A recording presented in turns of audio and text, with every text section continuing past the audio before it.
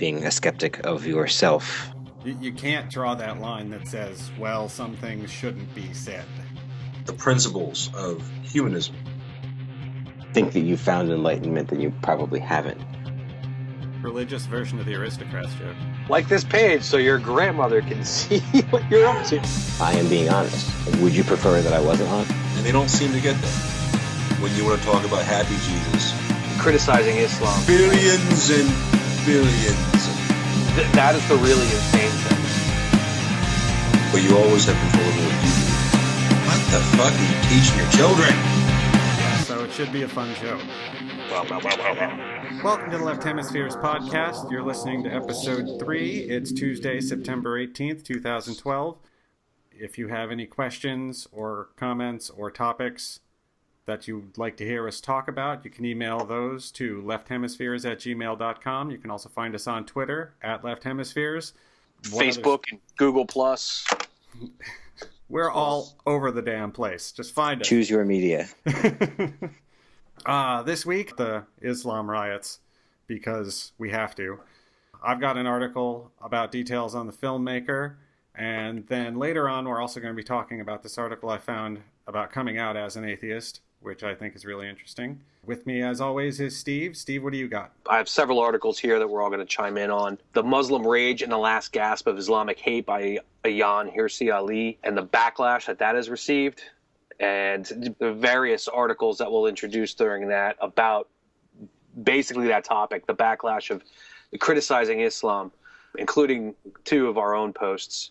And also going to be bringing up Penn State Atheist and Agnostic Association is doing Stone and Atheist charity drive up at State College. So I'm going to bring that up as well. Very cool. Also with us is Adam. What do you got? I have a blog post from Dead Logic called Killing the Buddha, just talking about skepticism, being a skeptic of yourself, and just, dogmatism in general. Awesome. And and last but certainly not least, Nick, what are you bringing to the table this week? Well, I had sent up to you guys some videos to view YouTube dealing with the innocence of Muslims. There's a bit of hypocrisy there, that the idea that you cannot defame the Prophet and defame Islam, but they are doing the same thing. And there's a video from Syrian television, which was broadcast all throughout the Arab region, and also a Palestinian children's program. Yeah, so it should be a fun show. Okay, so let's start with the Innocence of Muslims riot. Now, I found this article from the New Zealand Herald that went into detail about the filmmakers a bunch, and it turns out that they're just as crazy as the people who are rioting. I guess it's not really a surprise. If you haven't seen the trailer, it's farcical, right? It's laughably stupid. Yeah. To get bent out of shape about it, that is the really insane thing, is to watch that and get angry, to take it seriously enough. And it boggles my mind. I couldn't make it 5 minutes into the 13-minute trailer. I made it through the whole thing, and wow. I'm not going to say I watched it and didn't get offended, because I got offended that something with a $5 million budget was that shitty. Well, I mean, look at Last Ounce of Courage. How shitty is that fucking movie? And just full of shit. And I'm sure that had a budget at least comparable. But back to the innocence of Muslims. There's already a whole bunch of conspiracy theories popping up about this thing too. There's rumors that it's a Zionist plot in order to stir up all kinds of violence within the Muslim world. Well, the crazy, but makers of the film, the people who were making the film said that they were Jews who had gotten funds from, I think, several hundred different other Jews and gotten $5 million in funding. And from what I've been reading, it's really an Egyptian Copt who had like $50,000 or $60,000. So the film didn't have a $5 million budget. It actually had like a $50,000 or $60,000 budget, which shows slightly more sense. Definitely. It does seem like something that was definitely designed to incite an angry reaction. But it's just so poorly executed that it's hard to believe that anybody took it seriously. Well, that's my point. It's obviously dubbed. The original dialogue of the thing. The actors in it claim that was completely not what they filmed. Which, if you even watching the little bit I watched, I could totally see how that could be true, because who knows what the real dialogue really was. I'm not a lip reader. It was filmed in English, and yet the English is dubbed. Apparently to, insert all this, anti-Islamic bullshit. To say that this is just about Islam would be sort of blind. Right. However, the rage is there because of Islam. And, obviously also there are other variables such as poverty and unemployment. But I really can't stand the apologists, saying it's not about religion, which it clearly is. I mean, you don't rage like that. I don't know. I probably Well, that was that Onion article. Oh, Yeah. well, picture. Yeah. Right. Yeah. No one was killed over this picture, and Ganesh was anal fisting Buddha, and Jesus was in the mix. With Moses, right? Yeah, Moses was there. Yeah. It's pretty great. It was like a religious version of the aristocrats joke. Yeah. All in one picture. All right, well, so, yeah, we got the background out of the way. What I think is more interesting about this, I mean, obviously, you take the overall world population of Muslims and then kind of just assume a number, any number really, in the thousands or tens of thousands or even 100,000 of people that rioted. And it's a drop in the bucket. Yeah. Right. I mean, let's keep it in context here, but that doesn't mean it's not significant. However, as I'm fond of saying, when talking about even, my boogeyman, the Dominionists, if all the Christians were really like that, we would be in a lot more fucking trouble. And it's the same thing with Muslims. If they were all really like that, we would be up shit's creek. We would be in a drastically different situation. So I'd want to kind of know it. Yeah, I kind of want to get that out of the way. Not that the riots aren't significant, and not that this idiotic blasphemy concept isn't significant, but let's put it into perspective. But what really interests me and what really pisses me off is the apologists, and there's plenty, and they're mostly on the left of center, that want to say they should, blaming the people that made the video, as stupid and ridiculous as they are. It doesn't justify any of this. I mean, again, I just don't see why anybody takes it seriously, except for the fact that they're crazy religious concept of blasphemy and insulting the prophet. Right, and that's the thing. You can't go saying that. You can't draw that line that says, well, some things shouldn't be said. It doesn't matter how stupid it is. Well, yeah. Right's a right, Yeah, I mean, you could say they shouldn't have done it just because it's stupid, but I mean, this kind of goes back to like a last podcast criticism of Ernest Peirce V. I wouldn't want to be a hypocrite and say that, well, this is different. Right. He shouldn't have done that. But all I'm saying is, again, just like he has every right, these morons have every right to make their film. What my point being is that there shouldn't be anything that comes of it. And the fact that there is the problem, not the other way around. And I think people on the left really just do not get that. There's more examples than I could compile, and I don't want to fill up the entire the show notes with one thing after another. Well, I think that's a function of liberal theology, in that they're kind of stuck accepting that, well, whatever you think is fine. And when we look at it, we see an entirely different thing.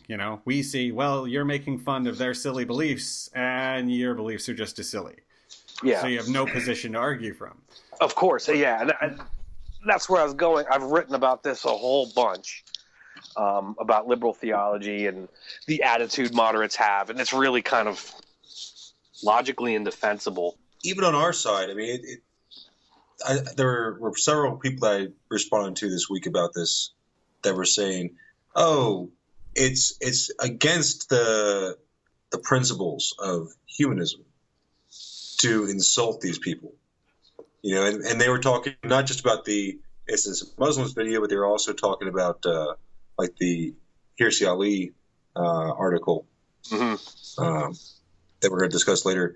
And the point that I brought to them was, how is critical thinking, skeptical inquiry, how is that against the premises of humanism? That's part of the principles of humanism, skeptical inquiry. I think what people confuse is purposeful mockery versus constructive criticism. Yeah, exactly. And I absolutely believe in the power and the constructive ability of mockery, or deconstructive ability of mockery. But that's not what I don't think that's what we're talking about here. Just the movie itself mocks Islam and the Prophet. This does not, this, again, I've said it so many times, this does not bother me. What bothers me is the reaction. And I think, and it's something that we end up experiencing, because even if we just ask simple questions of religious people, even in good faith,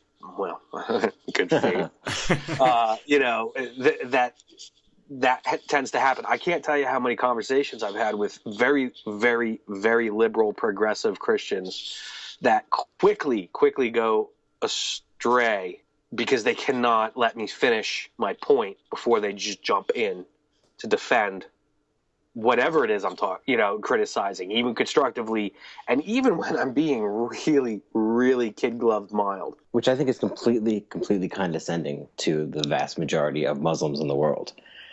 To be able to say that I don't respect you enough to disagree with you, like you're so fragile, and like they're almost as if they're relatively disrespectful of just about anybody. It's just, you need that, so we'll let you have it. Yeah, exactly. Well, that's why I hate the apathy, my former attitude, the apatheist or the accommodationist atheist. Well, some people need that. Well, that's really selling people short, and you're really not thinking much of them when you say that. Right. And that's, again, the whole, all religions have truth to them, or that's where the notion of the arrogant atheist comes from, I think. Yes. I don't need that, but obviously you're stupid, and you do. Yeah. It is condescending. Like it's just for the simple people. See, no matter what we say, it's condescending. No matter what we say, we're antagonistic. No matter what we say, we're antithetical. Because we're still saying that you're wrong. Yeah, our very existence is calling out that they're wrong. Just by saying, no, I don't believe. Because you can't really say, I don't believe what you believe, and I don't believe any of it, but you're not crazy. Yeah, I mean, your belief is still valid, even though I don't agree with a single word of it. You can't actually say that. Which is the bullshit behind the coexist bumper sticker. And that's one of the reasons why I left the UUs, the Unitarian Universalists. I was like, I can't do this anymore. I can't go in there and smile and nod when you talk about how you talked to some long dead Roman goddess last night in some ritual. Like, I can't do it. I can't nod and smile when you want to talk about happy Jesus when I've read the fucking Bible and I know he wasn't a happy guy. Who spoke more about hell than anyone else? I read, the anti-family values candidate, Jesus H. Christ. Leave your family. Don't start a family. Leave your family if you have one, because you got to pave the way for the kingdom. That guy. If they try to draw you away from me, bring them here so I can kill them. I believe it's kill them and bring them forward. Following in his father's footsteps. Just like Dad. It's the family business. The coexist. I think that the coexist, everybody get along, you believe what you believe, I believe what I believe, and everything will be all right thing could work if religion wasn't such a deeply rooted thing for people, you know? Yeah, well, if it was humanized, if I think without organized religion, that could work. yeah, I think you're right. It would be Discordianism at that point, but it would work. Yeah, 23, yeah, baby. 23. you would have to 23 remove you would have to remove a whole lot of theology there, though. I mean, obviously. Well, yeah, because everyone would be picking and choosing, and at least it would be more interesting. Religion would be more like a creative exercise, you know? Coffee shops would kick ass in college towns. Back to the reactions, you know, in the article, Blame the Killers, Not a YouTube Movie, A Pretext to Murder in Libya, which there's all kinds of problems because this was written right away. This is an older article, but it has some choice quotes in it. What happened in Benghazi is probably a whole lot different than what happened everywhere else, or at least to the degree of violence that occurred. I mean, I think everyone's pretty confident that that was an actual terrorist attack, that they just used the cover of the riots in order to invade the embassy and kill 4 Americans there. But within this article by Matt Welch, Anthea Butler, the associate professor of religious studies at University of Pennsylvania, tweeted, "How soon is Sam Basile going to be in jail, folks? I need him to go now. When Americans die because you're stupid." That is an idiotic tweet. What did he do that was illegal? I mean, now we know that he did illegal things basically because of his probation that he was already on, and he wasn't allowed to be around the internet. And well, he did that. But what did he do that's technically a crime? And the context of this entire article, here's another one in the Huffington Post. Reverend Stephen D. Martin, which, you know, if you read any of those Huffington Post preachers, Jesus. In the Huffington Post, Reverend Stephen D. Martin crossed the line from moral equivalence to moral imbalance.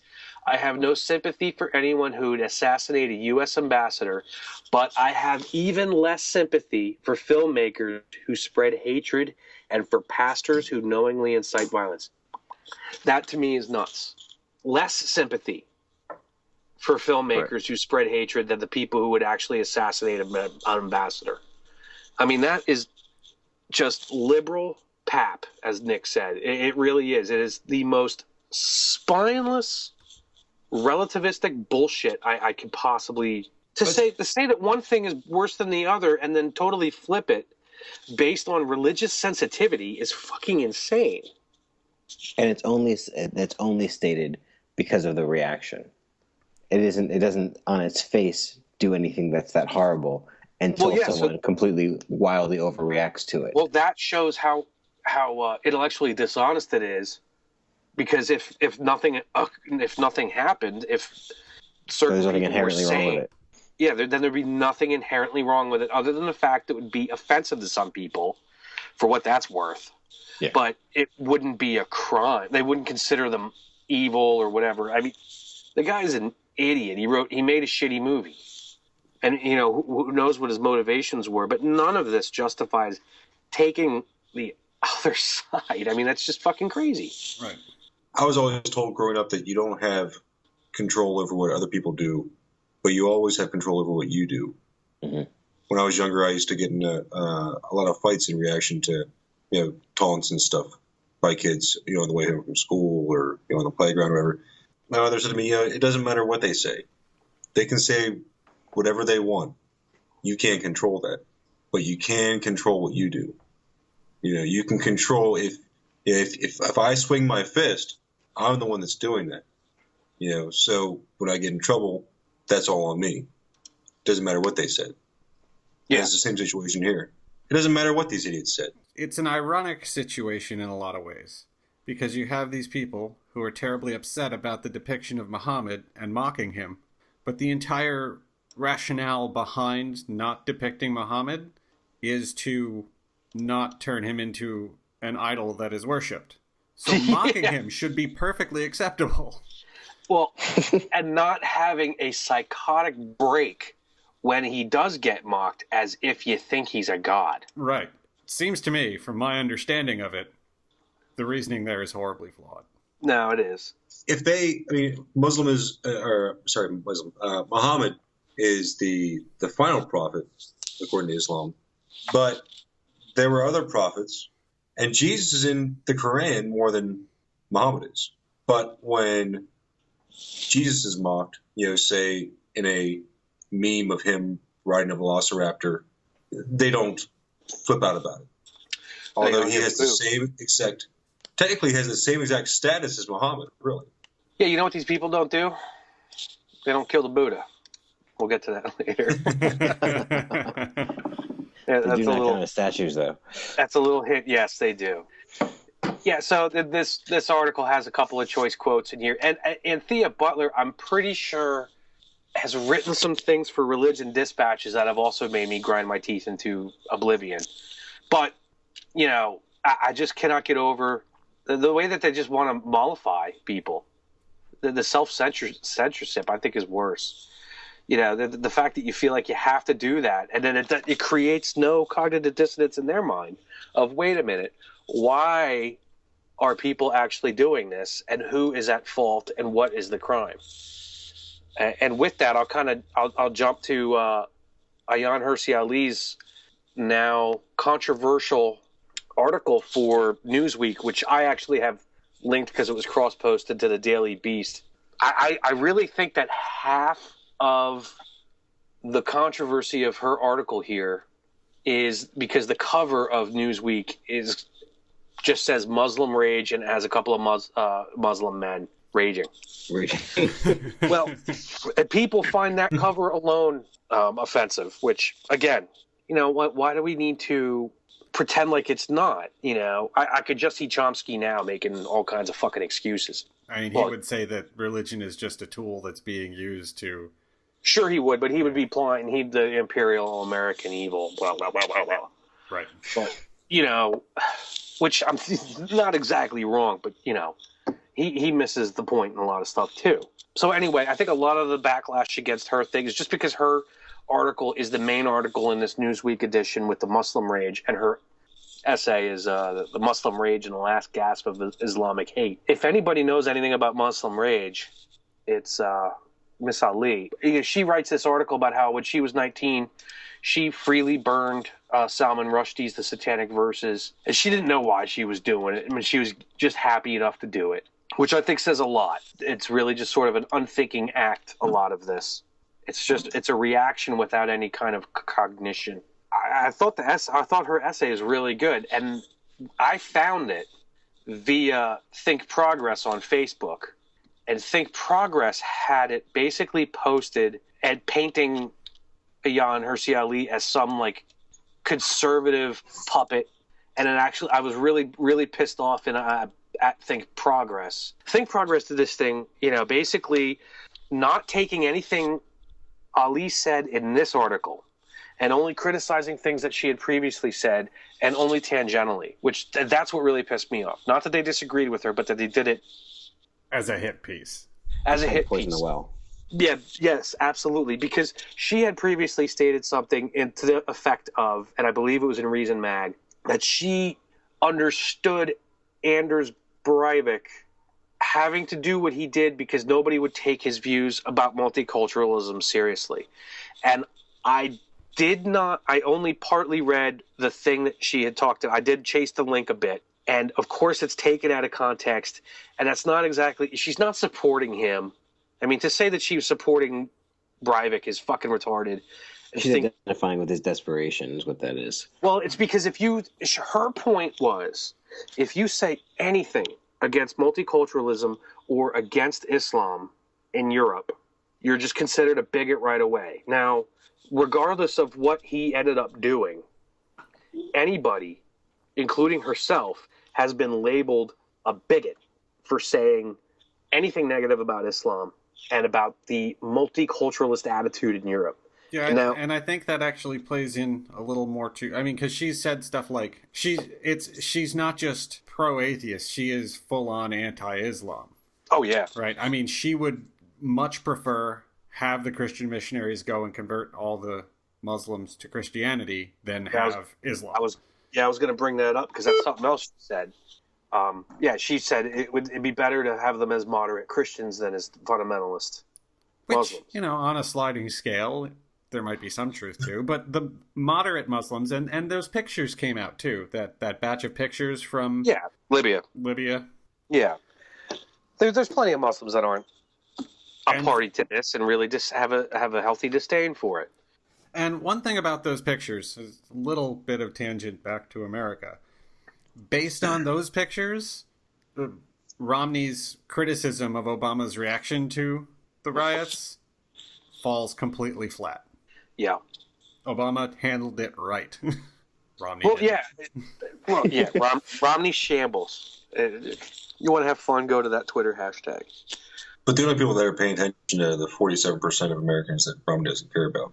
Nah, that's that whole thing is somewhat manufactured. I mean, I know he said it. It is. It's the same thing as Obama saying people just cling to their guns and religion, except for, he was right about that. But my position on that was that they focused on the entirely wrong part of it.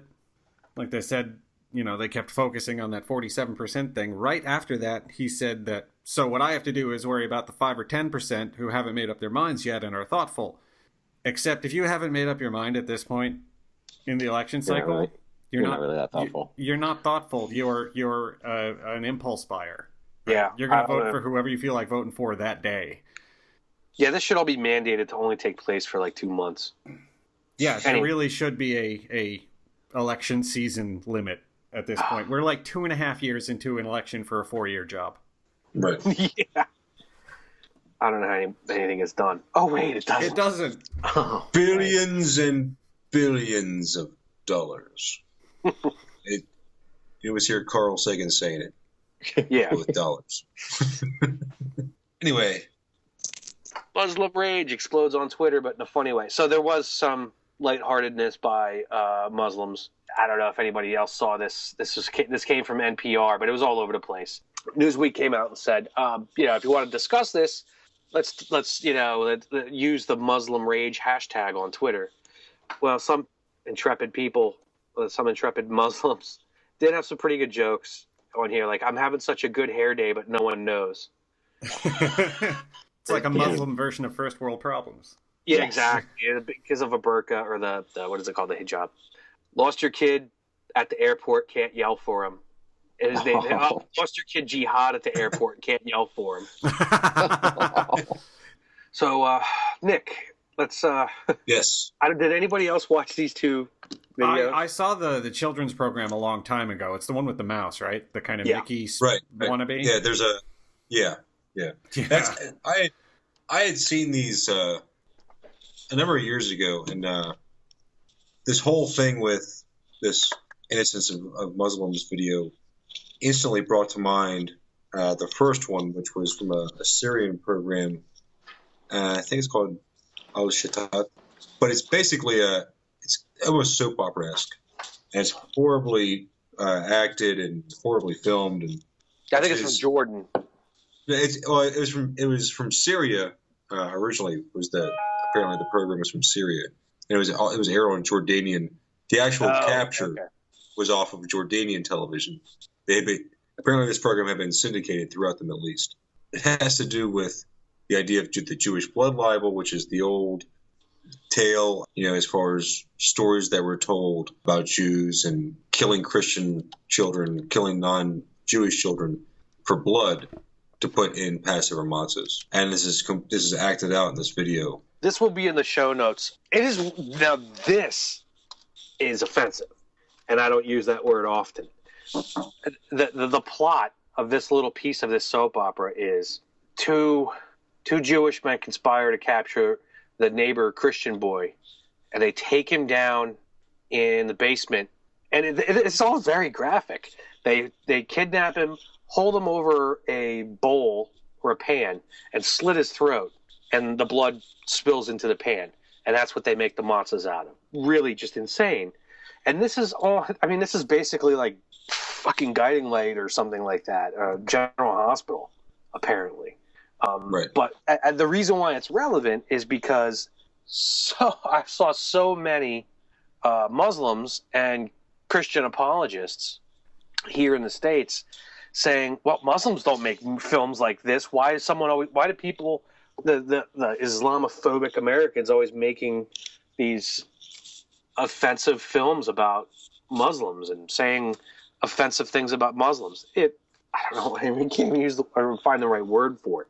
The reason that I brought these videos up is not because of the idea of turnabout is fair play. No. It's not the idea of, well, hey, look, they're doing it too. It's the idea that they're crying about this horrible, stupid film that was made, but yet they are also doing the same thing. Now, one other conspiracy theory that we didn't touch on is this possibility that this was really incited for the Islamists who are trying to push for these blasphemy laws in the UN, basically just using this as a vehicle to mobilize these people and essentially almost kind of victimizing their own flock in inciting these people as a mob to commit these acts of violence.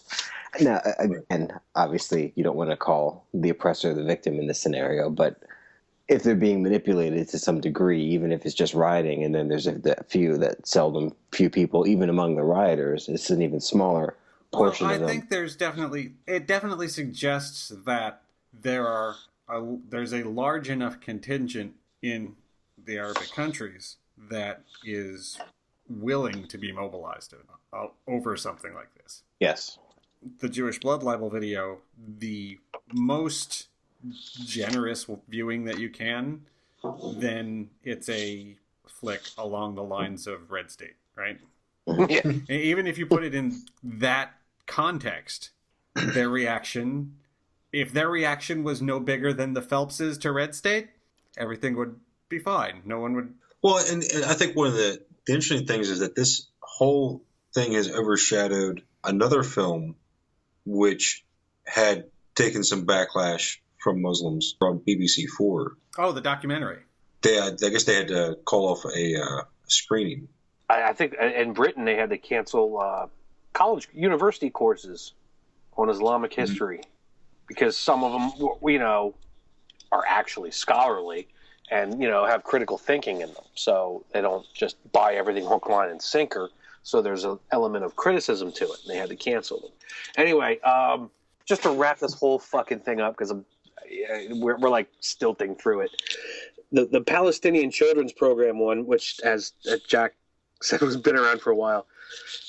That one is just funny in a sick way because it's a children's program. If you could just imagine like Sesame Street or something with the little girl talking about how the Arabs, the Muslims will rise up and rule again. And then the Mickey Mouse lookalike sings some horribly shrill, fucking weird song, including AK-47s. It's just bizarre. Yeah, that was one of those things where satire became reality. Yeah. Oh. Because there was that, well, it's probably a reference that at least one or two of you'll get. But there was an issue of Transmetropolitan. And if you haven't read that, it's a Warren Ellis comic about a journalist. It's brilliant. Mm-hmm. Pick it up. But there was this one scene in one issue. I can't remember where it was. I'd need to look it up. But there was a TV playing in the background, and they would do this all the time to kind of show culture shock. Yeah. And there was like a Tom and Jerry, a mouse, and a cat who was named after Osama bin Laden, I think.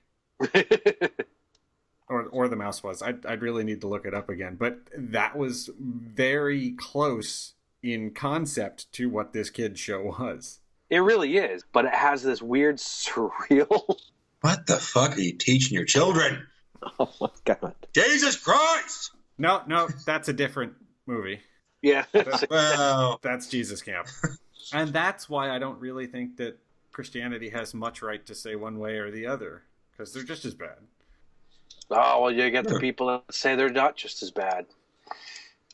I used the term American Taliban the other day, and someone fucking wrote me a giant email about, well, they don't actually blow anybody up. I'm like, no, yeah, not like Iraq or Afghanistan. How about, was it Eric Rudolph? That's going to get some mail. Atlanta. Every time the Christian terrorists attack, it's an isolated incident. That was a madman. But when a Muslim does it, well, there. Yeah. And when atheists do it, oh, wait. Oh, ew. It's Well, all part. they're It's all part of the heathens atheist anyway. ideology. Well, I guess we don't need a segue out No, of I it. think we pretty much turning away from Islam and Christianity. Let's actually talk about atheism for a change. Ooh. Hey, What a concept. Episode 3. I think we've hit the high mark. There was an article on Coffee Shop Atheist called A Guide to Deconversion. It's 3-part. Well, it's actually 3 articles. It's in parts. But I always like talking about this kind of thing for people who are in the closet atheists and wondering whether or not it's a good idea to even tell anybody or in a tough situation and think that it might be detrimental, because these are big issues. Yeah, they are. Yeah, especially depending, I mean, there are big problems depending on where you live and what your family's like. People have lost entire touch with their families over this kind of thing, and if your family's like that, you need to weigh that very carefully. yeah. Yeah, I know people that don't talk to their parents anymore. Not because they wouldn't talk to their parents, but because their parents wouldn't talk to them. Mm-hmm. But that is one of the things that they say in the column, is that if you're going to come out, do it to your friends and family first. Don't do it through a Facebook post, which makes sense. Yeah. Start with the people that are closest to you. Yeah, a lot of it Kinda is work your way very out. corollary to coming out as gay to your Christian community, Yeah. Right. Yeah, it says if you're in a theocratic country that will kill you for apostasy, don't come out until you move. Just don't. Just don't. So, And other things you need to weigh carefully. Like, I mean, if you, even here in the States, if you're in a right to work state and your boss is really, really Christian, might be something you want to keep to yourself, Right. Is Pennsylvania right to work? No. No. even to talk about coming out, then there's that other aspect of when you are out, essentially, to all the people who know you well. But you still have that situation where just not everyone that you meet is going to assume that. And there's the, how much do you want to broadcast it? And it's kind of these small inconsequential coming out situations that we have just in everyday conversation. Like I have a little scarlet letter on my day planner that I just kind of throw out in the middle. I just put it on the desk when I'm in meetings. I do it all the time. And I don't know who recognizes it. My name's Adam. It could just be an A. Yeah. But how many people see that for what it is and how many people don't? And do I blatantly put it on the table? Yes. Yes, I do. It was a little weird when we started doing this, and I'd go into work the next day, and people would ask me, or, people would say, so what are you doing tonight? And I'm just like, well, I have to cut the podcast and blah, blah, blah. And they're like, oh, what are you podcasting about? That's always a little odd. Yeah. Cricket. I mean, Cricket. it's not like we talk about that kind of stuff at work ever. So getting into it and saying, well, we're talking about this stuff, Mm-hmm. That's where the word What's- humanist comes out a lot, because, Yeah. it's not going to ruffle any feathers. Right. As much. Not as much. Yeah. As long as you don't have a extreme fundamentalist who sees humanism as a tool of the devil. Yeah, I don't know about my coworker that I've actually written a post about. I wrote a post back in December called "There Is No Controversy," because we had a conversation on a 3-hour ride, 3.5-hour ride about one way and back. So it was like 7 hours round trip about creationism and whatnot. He's a fundamentalist, a Bible-believing Christian, and otherwise okay guy, like him well enough. But I kept that entire conversation in the realm of science. It's a very touchy subject. No, But it is. When I was telling Steve on Friday about, I we went and saw don't Quiet typically. Company. Well, yeah, we saw Quiet Company, who were fucking awesome on our trip from Harrisburg to out to Philly. Was around Pittsburgh right now. There are 2 church and state issues going on with 10 Commandment monuments on school property. And at work, I try not to bring up, in fact, not even try, I don't bring up religious issues. I don't really talk about being an atheist. I try to like maintain a professional attitude, but when somebody says something fucking stupid, I can't help myself. And people were talking about the Ten Commandments statue, Ten Commandments monument that is on the property of the Connellsville High School, I guess it is, which is southeast of Pittsburgh. And there's also another one that's in New Kensington School District, which is northeast of Pittsburgh. Just the stupid fucking arguments. The people that I work with, they just don't seem to understand that it's a problem. I mean, their basic argument is, well, who's it hurting? Well, what do you mean who's it hurting? It's a 6-foot tall stone monument with the wallet. 10 Commandments carved on it. What? I said it's hurting my wallet as a taxpayer who doesn't want it. Right. But yeah, I think people have a hard time recognizing that, believe it or not, that other religions exist. I think that especially when you get to small communities or, enmeshed communities, they have a tremendous difficulty recognizing that not everybody thinks the way that they do. And they see something like that and they say, well, I don't have a problem with it. And every other person that I see doesn't appear to have a problem with it. So therefore it can't possibly hurt anybody. Not knowing that obviously that some of those people that they think they understand might be closet atheists or might be another religion or irreligious and just don't have any kind of concept of it at all. And also that it needs to be held, the line needs to be held across the board, not in their little Pennsylvania community where everyone probably or maybe is like 99% Christian. That there's other communities where that line needs to be held. Right. You give them an inch, and then it becomes. If you give them an inch, and they're allowed to put those commandments up, and then in 50 years, it's tradition. Right. Yes. The Supreme Court has struck down the tradition argument. Yeah, but they still make it. That was well, they do, and that's one of the arguments was well, this monument's been there for 50 years or so. Well, so fucking what? Well, and no one's challenged it in that 50 years. Well, so fucking what?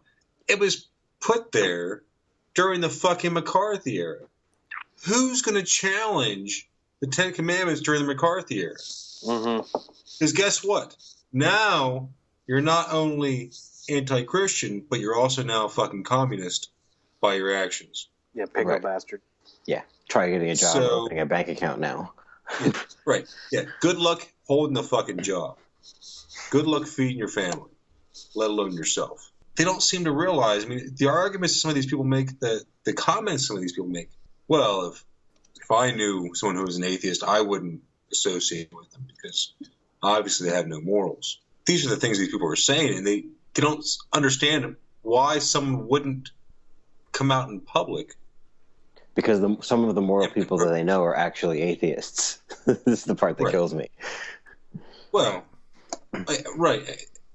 But they don't seem to understand that why these people wouldn't come out.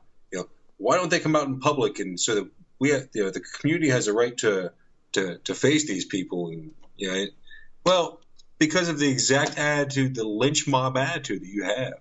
That's exactly the reason why. And they don't seem to get that. Yeah, we don't crave the persecution complex that they do. No, not really big on that. Well, and there's no one ordering us to do so either. It's kind There's no room for a complex. It's real. Well, one of the things that I was going to say about that is, since coming out as an atheist is almost automatically an activist position, going off of what Nick was saying about, being afraid to come out in their communities. But on the other hand, if it is something if those ideals of church and state are something that's really important to you, and you live in a small town that is predominantly Christian that does stuff like that, coming out is a good way, especially if you're an upstanding member of the community. Coming out is a good way to turn some people around on issues, on church and state issues. You can sit them down and explain, well, how would you feel if, it was a big, well... Yeah. I want to say painting a Muhammad, but that's a horrible example. Maybe we should just kind of run through this real quick. The guide to deconversion. Should I tell everyone? If you again, this kind of goes back to what we were already just kind of joking about. If you're in a theocratic country, please don't. If you're in no danger, please come out. Who should I tell? Tell your sympathetic and friends and significant others first. Tell your closest friends and pastors next. Tell your parents and extended family.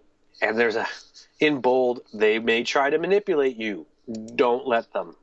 That will happen.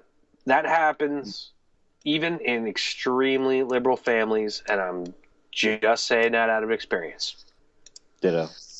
I come from a very liberal Christian family that's probably more progressive than most, and I still get that shit. I still get that. So how do I tell them? Keep your emotions low, which always a good idea in pretty much everything you do. You don't need to be Vulcan about it, but pretty close in a lot of things. Don't let it become an argument. It's going to. So you just can't.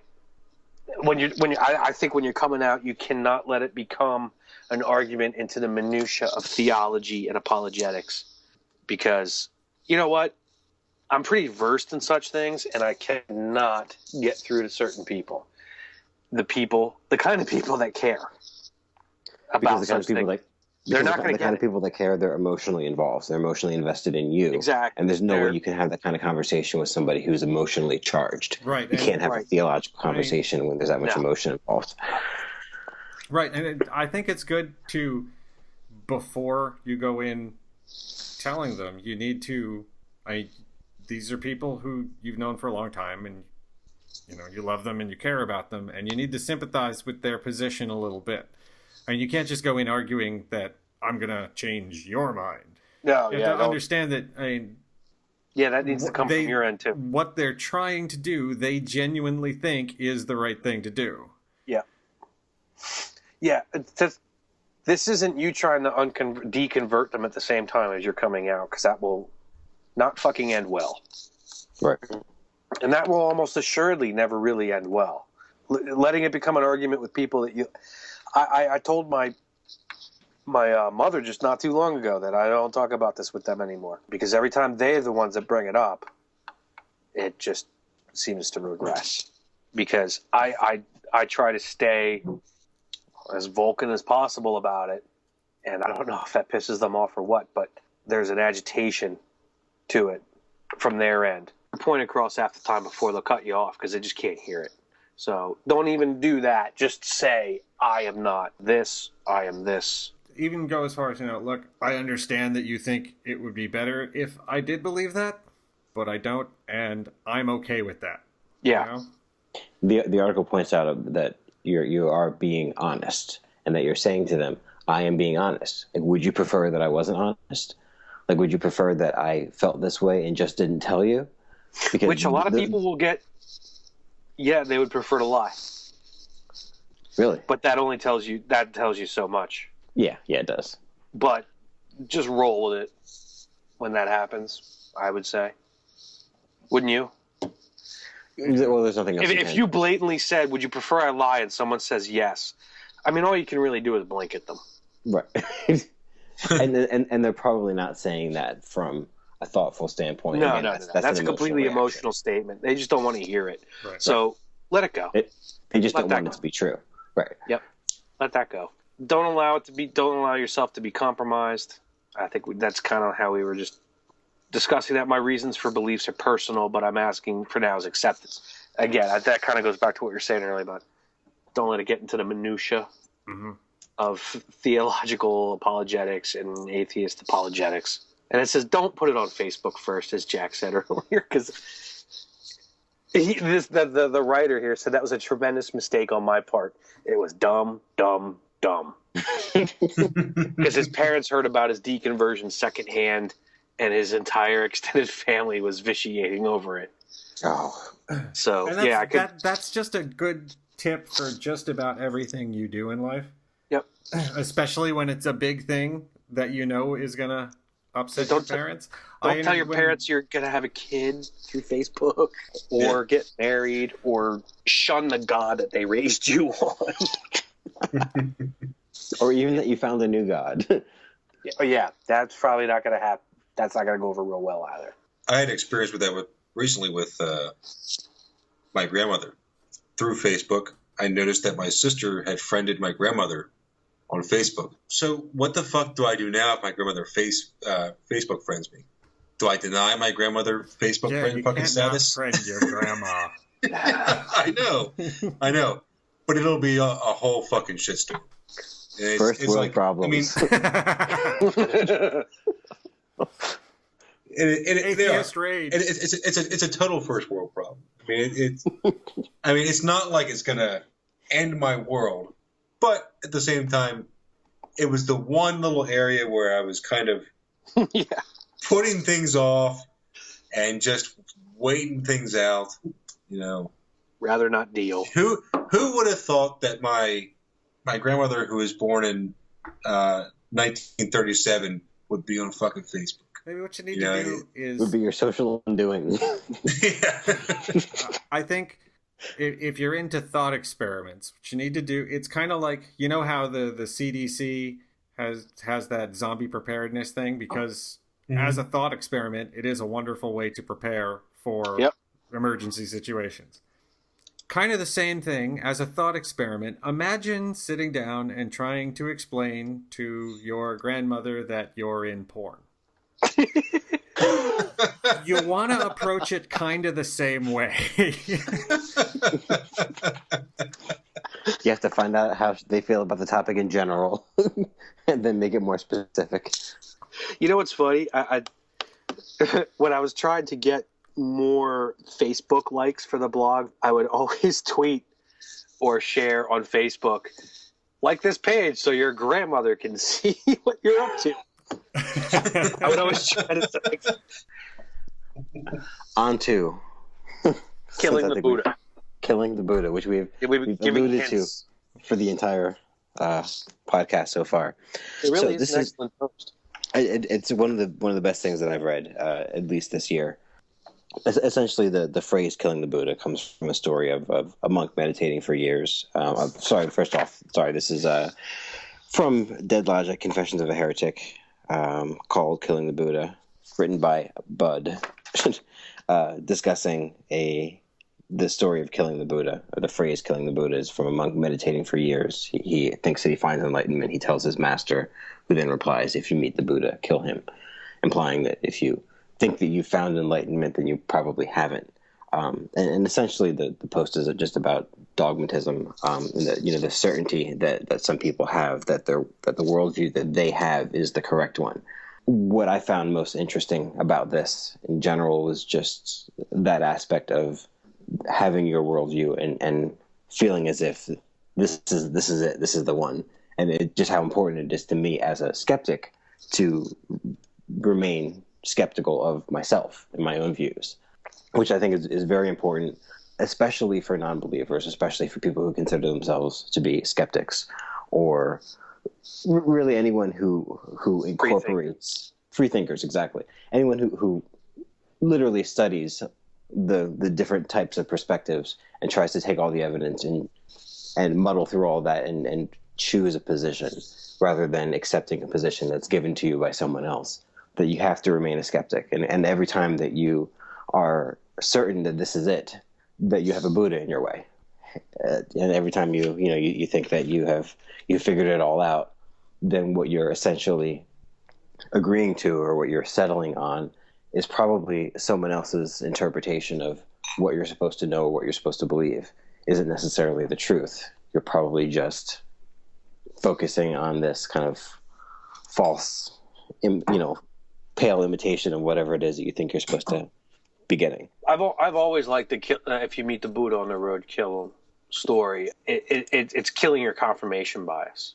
Mm-hmm. The second you think you have things figured out is pretty much the second you should realize that you don't know what the fuck you're talking about. Mm-hmm. Well, one of my favorite quotes that's actually on the wall at my office is another Zen quote, which is, "To know that there is nothing to know, and to grieve that it's so difficult to communicate this nothing to know to others. This is the life of Zen." Mm-hmm.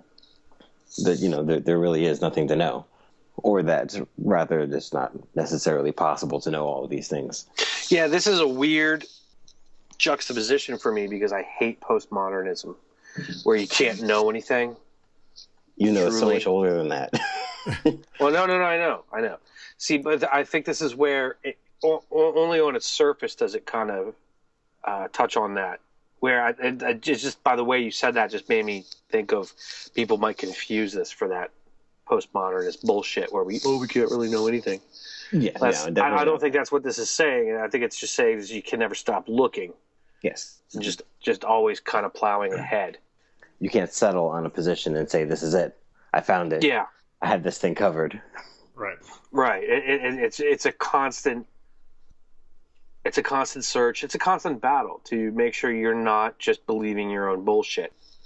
I've always taken it to be analogous to the Taoist statement that the only way is the way. One of the points is if you meet the Buddha, then you probably got some. Don't follow someone else's path. Like if they've convinced you that they're the ones who hold this perfect truth, even if they hold that perfect truth for them, it's not yours. Mm-hmm. They're trying to deceive you, and you need to kill them. Okay, it's a bit aggressive, but it's just a story, right? Metaphorically, please, people. Yes. Well, the other thing that's also important is to surround yourself, if possible, with people that will also challenge your own confirmation bias. I mean, what our readers and listeners probably don't know is that most of the things that we write, we send to each other for edits and for opinions and things like that, so that another way of checking and balancing our confirmation bias.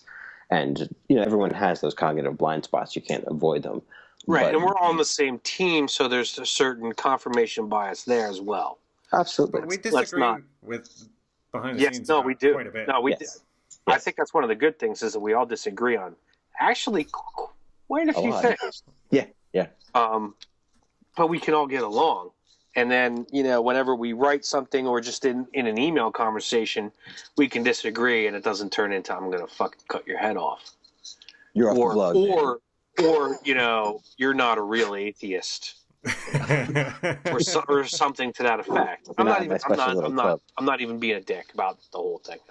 Or you're not the right kind of atheist. Well, yeah, that's what I'm saying, Nick. I'm not trying to be a dick. And that brings us to Penn State atheists. Oh, yeah. Well, this is just a quick little aside.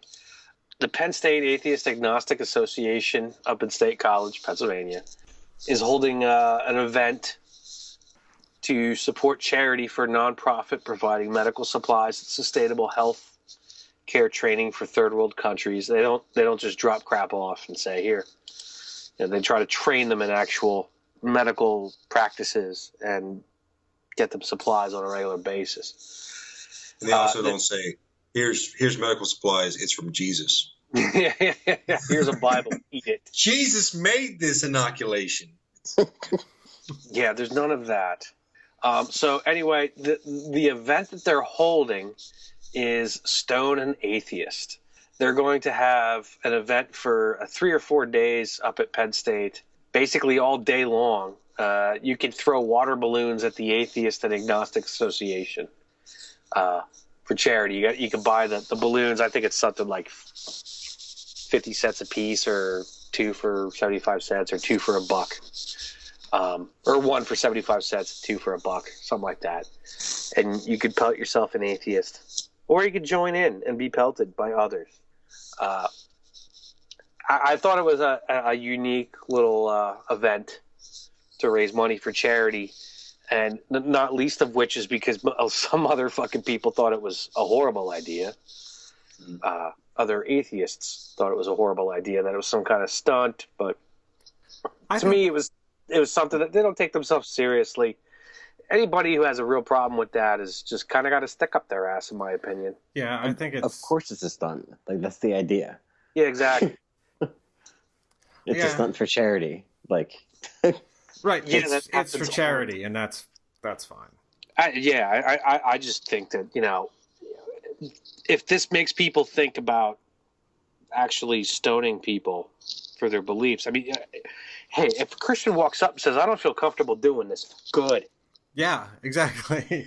And I mean, at its most vitriolic, it takes anger and turns it into money for charity. Yeah. Well, I think that about sums it up for us this week. Yeah, I think we've hit the end of the road. Yeah. We'd like to thank everybody for listening. Once again, questions, comments, lefthemispheres@gmail.com, at Left Hemispheres on Twitter, and Facebook. G+. Google Plus. Yeah. Hey, thanks, everyone. Yeah, thanks for listening. Thanks. Smoke them if you got them. End of the show. Finn.